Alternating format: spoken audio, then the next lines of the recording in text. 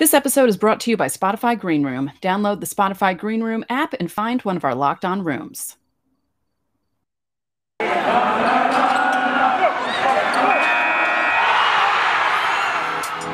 You are Locked On Yankees, your daily New York Yankees podcast. Part of the Locked On Podcast Network, your team every day.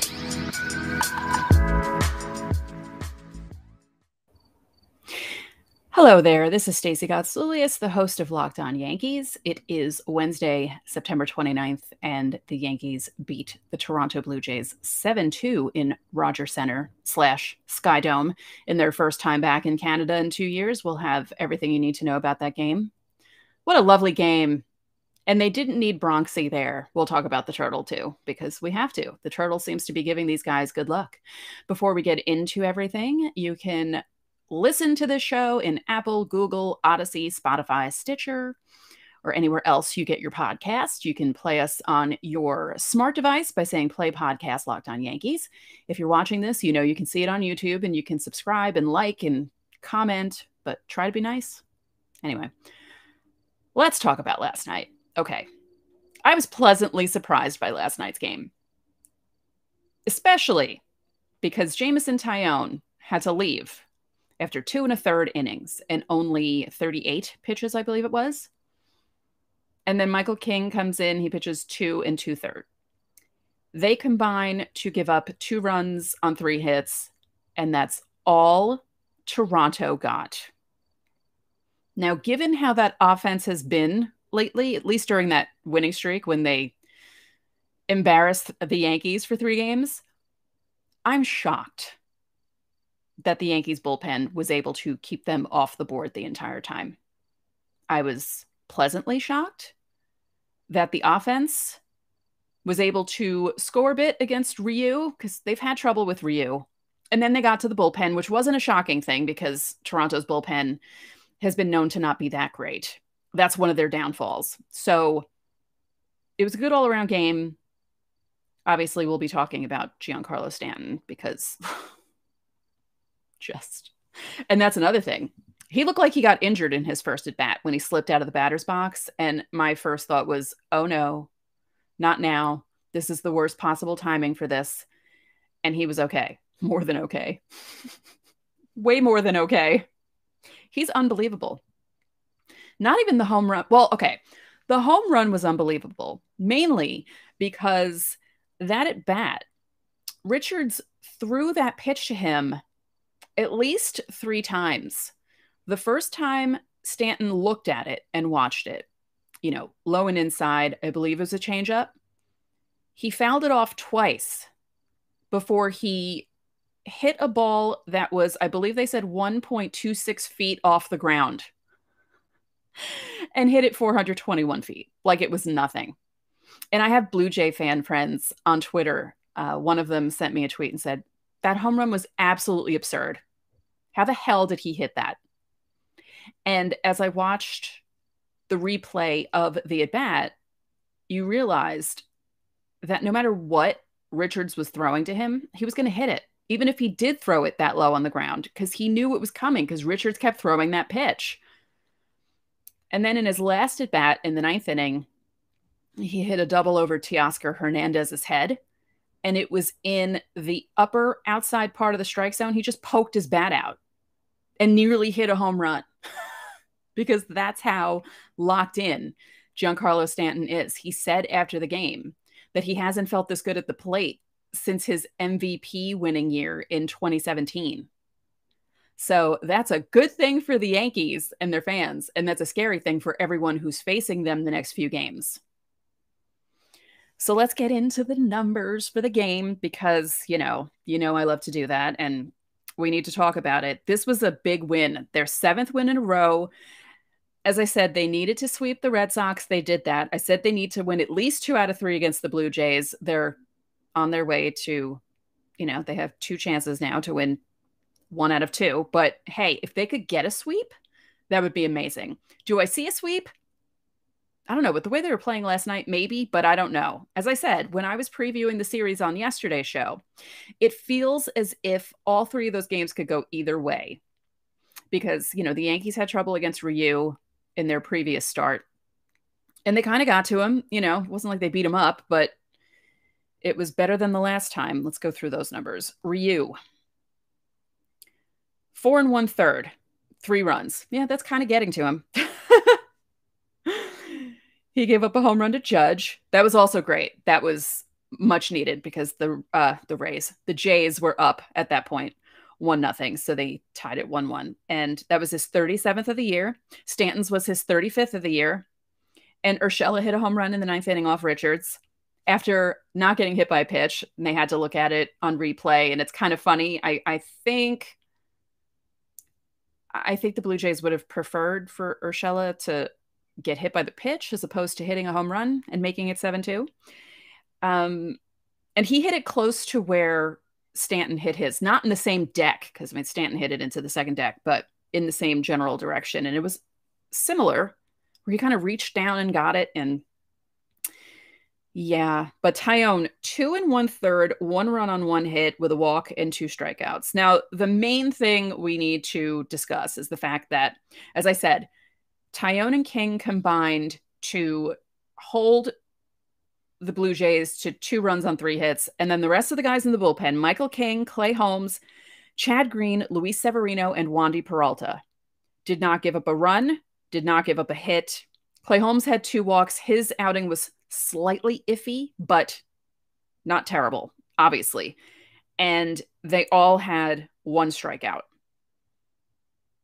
No one gave up a home run to that offense, because that is a scary offense. The Blue Jays are scary. Vlad Jr. is scary. He's up near 50 home runs. He's just scary. Bo Bichette is scary. George Springer is scary. Teoscar Hernandez is scary. And not only is Vlad Guerrero Jr. scary because he hits home runs, he's batting .313. He's a good all-around player. He's amazing. Teoscar Hernandez is batting .300. Gurriel Jr. .283. Simeon, he also has a ton of home runs, and he likes to beat up on people, and they held him down. Now, Springer's batting .239, but he's still scary in that lineup. So the Yankees did a good job neutralizing them. And as for their bullpen, Simber, Pearson, Richards, Merriweather, Castro.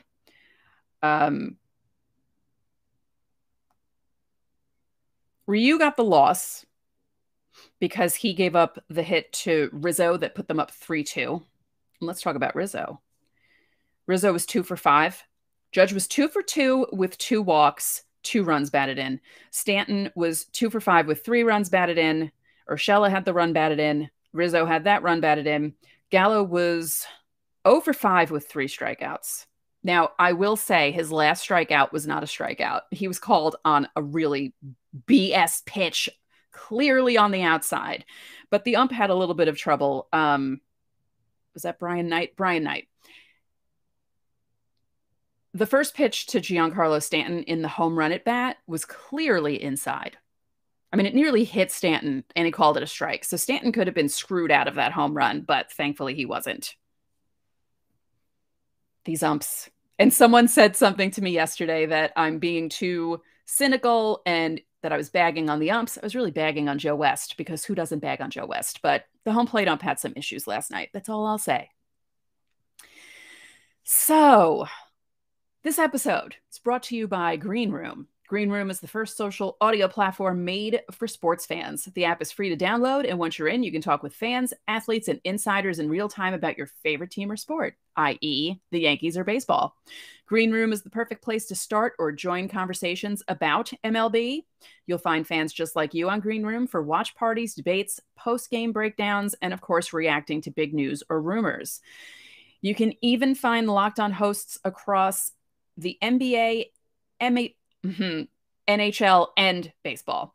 Go download the free Green Room app right now, currently available on all iOS devices, so that includes iPads. Be sure to create a profile, link your Twitter, and join the MLB group for the latest league updates. I know you'll find a ton of incredible rooms. Javi of Locked On Padres does rooms all the time. Bryce of Locked On Rangers, I join them sometimes. It's fun. And I'll be sure to let you know once I do a Locked On Yankees room. I might do one on Sunday. Sunday might be a really big day for the Yankees. So download the Green Room app today. Green Room, changing the way we talk sports. BetOnline is back and they're better than ever. All eyes are on the gridiron as teams are back to start another football season. As always, BetOnline is your number one spot for all the pro and college football action this season. With a new updated site and interface, even more odds, props, and contests, betonline.ag continues to be the number one source for everything football. Head to the website or use your mobile device to sign up today to receive your 100% welcome bonus. That's double your initial deposit just for signing up. Don't forget to use the promo code NFL100. From football, basketball, boxing, right to your favorite Vegas casino games, don't wait to take advantage of all the amazing offers for the 2021 season.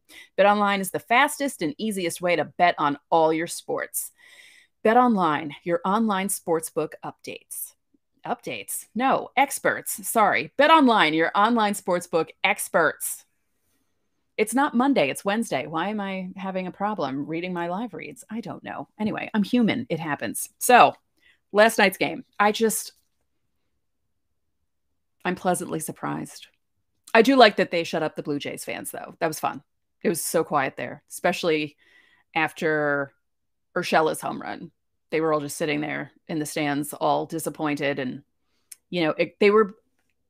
I'll say this, Blue Jays fans were expecting to do to the Yankees what they did in the previous series. So they weren't expecting last night's game to go at all the way it did. I watch a guy on YouTube who does walking tours of Toronto, and he did a live stream the other night, and we were kind of going back and forth, not really trash talking, but I just said, well, you're going to be my enemy for the next few days. And, he was like, go Blue Jays. And I was like, go Yankees. And I actually was going to ask him if he wanted to come on the podcast to talk to me about it. But he's one of those Blue Jays fans where I think he's actually more into football. He'll root for the Blue Jays when they're doing well, but, and then he wished the Yankees luck, which I thought was nice because, a lot of Blue Jays fans won't do that. So anyway, and he's one of those people in Toronto that does not refer to it as Rogers Center. He calls it Sky Dome because he doesn't like Rogers at all. So, and as I said that on yesterday's show, and I've said it before, but a lot of native Torontonians, I think that's what they're called, they don't refer to it as Rogers Center. They don't like the Rogers Corporation, and they still call it Sky Dome. So yeah, let's look at tonight. Gerrit Cole against Barrios. That's an interesting matchup. Now, I thought last night's would be an interesting matchup because, as I said, Taillon was coming back from his injury. Who knew he would be re-injured? Ryu, again, the Yankees usually have problems with him. And again, not like they beat him up, but, 3 runs in 4 1/3 compared to how he shut them down the last time he faced them. That's pretty good. So Cole against Barrios. Barrios is 12-9 with a 3.48 ERA. And he came over from the Twins. That's in 186 innings on the nose. He has 197 strikeouts. And as I said on yesterday's show, if you were watching, it is always better to have more strikeouts than innings pitched. No, MLB, I don't want to give feedback on your app right now. I'm using it for my show. Thank you. His last outing against Minnesota.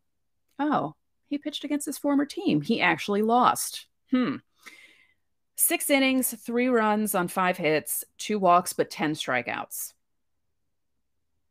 And he had a really good outing against Tampa on the 14th, 7 innings, 1 run on 4 hits with 4 strikeouts, but still got the loss. So we'll see which Barrios comes out against the Yankees. Just in case you don't know, he's a right-hander. And then our boy, Gerrit Cole. He is looking for his 17th win of the year. His ERA is 3.08. That's in 175 1/3 innings with 237 strikeouts. Robbie Ray is currently at 244. I mentioned that on yesterday's show, and I will mention it on tomorrow's show because Robbie Ray is pitching tomorrow night against Kluber.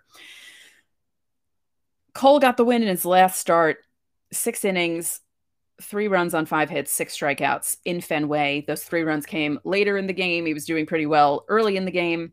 Then he had one of those odd games against Cleveland in the previous start to the Boston start, 5 2/3 innings, 7 runs on 10 hits with a walk and 7 strikeouts.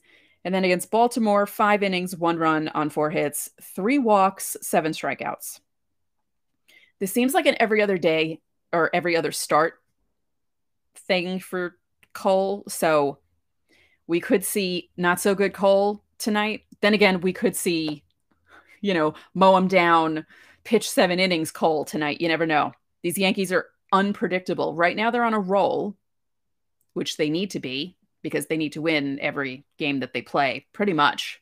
The Rays have not clinched home field advantage yet. I think they have one more win to do that. The Astros beat them last night. So basically, if the Rays do that, then I think they're not going to worry about anything over the weekend. And I think the Yankees might be okay.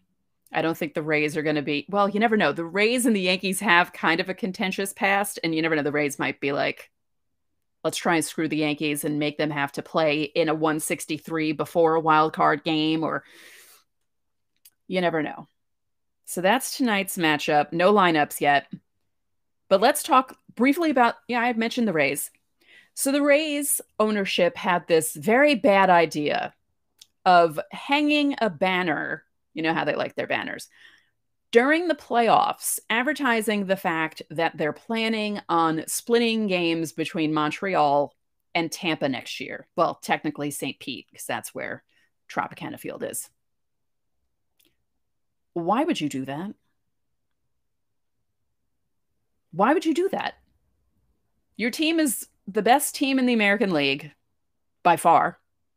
They're making the playoffs again. They're the defending AL champs. You're excited about this. Your fans are excited about this. And then you do that sort of thing. Now they took it back, and they will not be hanging a banner expressing this idea. But the idea is, I believe, from what I remember reading, it was a couple days ago, they're going to split time between Tampa and Montreal during the season, like play the first half in Tampa and then play in Montreal. And then they would switch off every other year, playing either in Tampa or Montreal in the playoffs. Who wants this? No one wants this. Just build a new stadium in Tampa. What are you doing? That's what they're trying to do. They're trying to get it where the Tampa taxpayers will agree to help fund a new stadium in Tampa and not St. Pete. Because if you're not familiar with Florida, I'm doing this on YouTube, but I'll try and explain it to the people listening to me on audio. It is, I believe, what you would call a peninsula, right? Because it kind of comes down. It's almost like how Florida is, except the opposite way. So the peninsula that St. Pete is on the west side of the bay, and Tampa is up. And that's why no one is ever there. They'll go to playoff games and stuff like that. And if there are marquee matchups on like weekends, you'll see more fans at Tropicana Field. But on a Tuesday night, you're not going to see that many people in St. Pete. It's a pain in the ass to get to. So when people attendance shame the Rays, and I do it sometimes, but I understand. I've been to Florida. I've been to St. Pete. I've been to Clearwater. I've been to Tampa. I've been to all those places. And I know it's a pain in the butt to get to St. Pete. And I don't understand why they even put the place there. But anyway, it's more of a pain in the butt to get to Montreal from Tampa. So I don't know what they're doing. And Rays fans have a right to be angry about that. And they have a right to be angry at ownership for wanting to put a banner up saying, hey, we're going to split time between Tampa and Montreal. I don't get it. Anyway, you know what time it is right now? It's time for me to talk about Built Bar. Built Bar has so many delicious flavors that there's something for everyone. And when you talk to a Built Bar fan, like me, they're passionate about their favorites. And if you don't know all the flavors, you're missing out. There's coconut, cherry barcia, raspberry, mint brownie, double chocolate, salted caramel, strawberry, orange, cookies and cream, German chocolate. My favorite flavor is mint brownie. Love it. Love it so much. If you haven't tried all the flavors, you can get a mixed box where you get 2 of each of the 9 flavors. Not only are Built Bars the best tasting, but they're healthy for you too. They're high in protein, low in calories, low in sugar. They're just amazing. Right now, if you go to built.com and use our promo code LOCKED15, you'll get 15% off your order. Get the mixed box. Try everything you can. I'm telling you, they're so good. They really are. I'm not lying. They're so good. And actually, I have some in my fridge and forgot to bring one up. I was actually going to show you that I have them. So use our promo code LOCKED15 and get 15% off at built.com. Does this sound familiar? You've got one device that lets you catch the game live, another that lets you stream your favorite shows. You're watching your sports highlights on your phone. You've got your neighbor's best friend's login for the good stuff. Well, I want to tell you about a simple way to get all the entertainment you love without the hassle and a great way to finally get your TV together.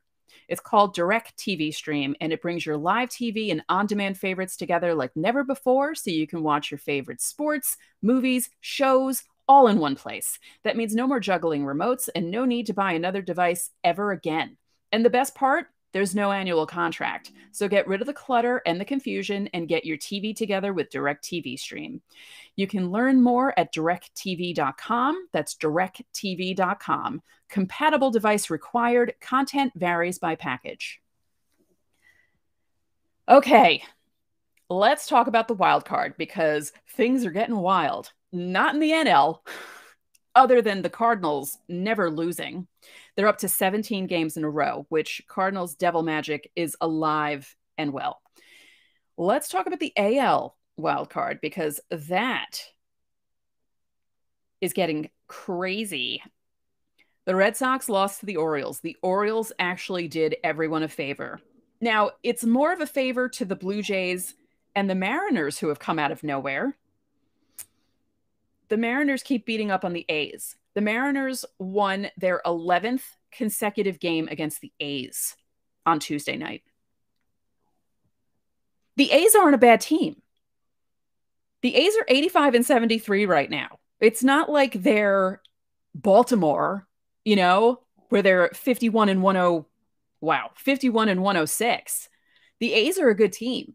And even if they just had 5 wins out of those 11 losses to the Mariners wouldn't even be in this race.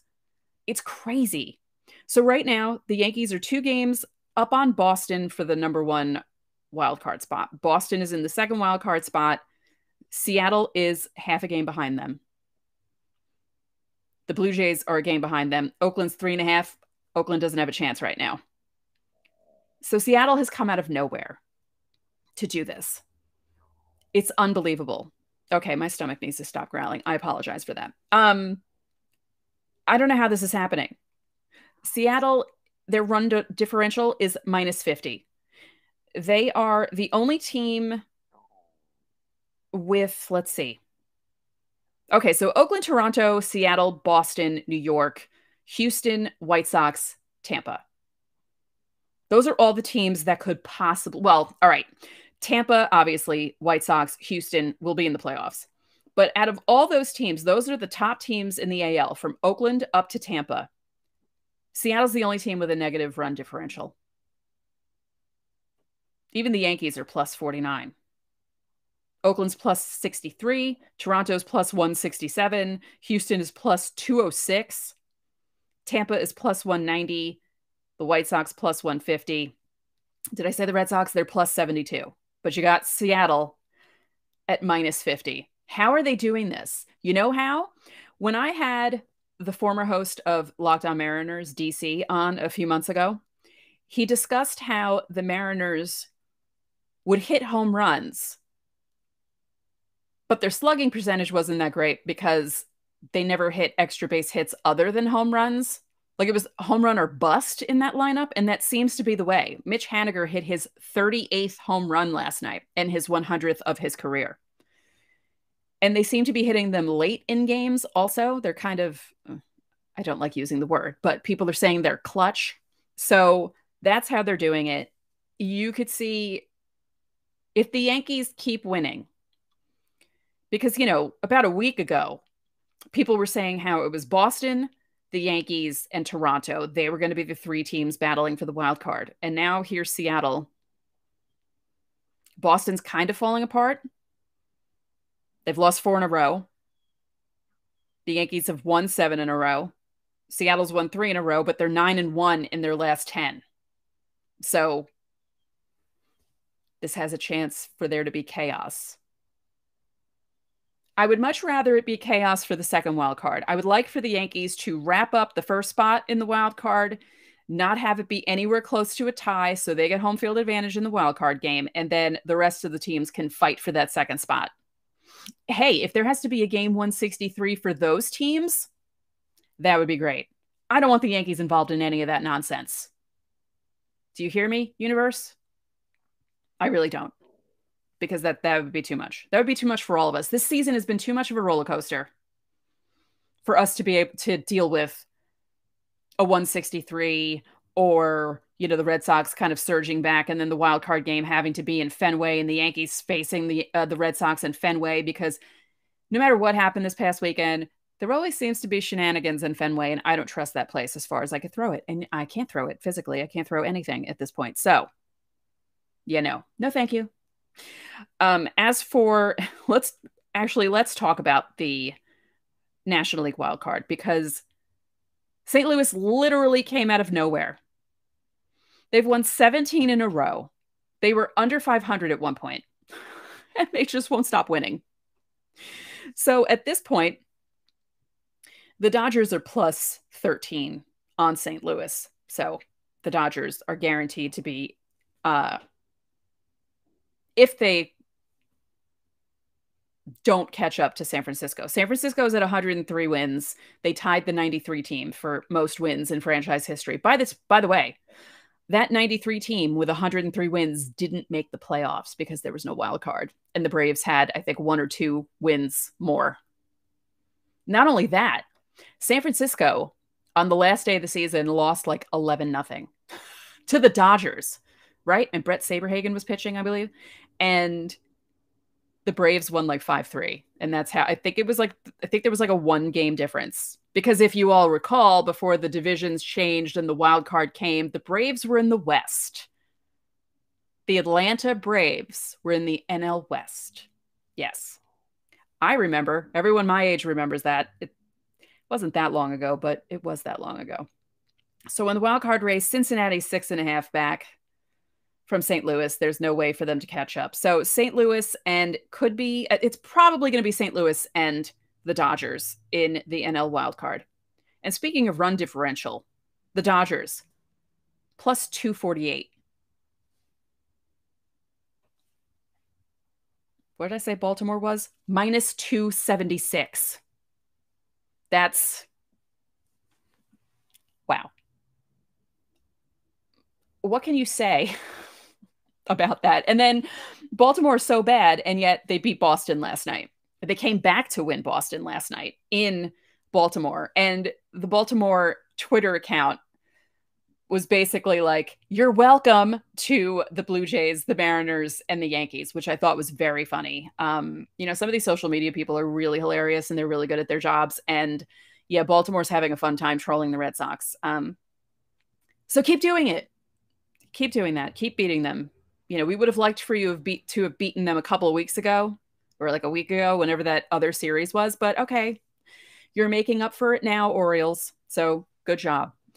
So Yankees win a big game. They need to win 2 more big games against, or at least 1 more big game against Toronto. We'll see if that happens. We have Cole going tonight. So, which Garrett Cole shows up?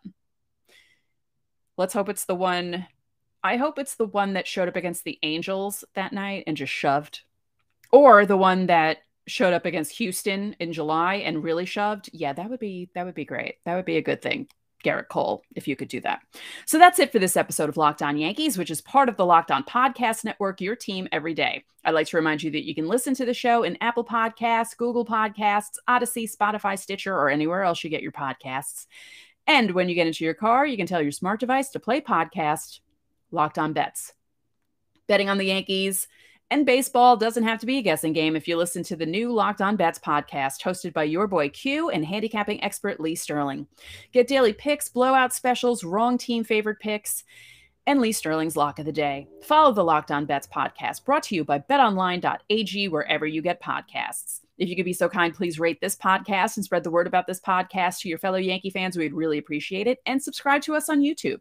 So enjoy your Wednesday, and I will talk to you all tomorrow.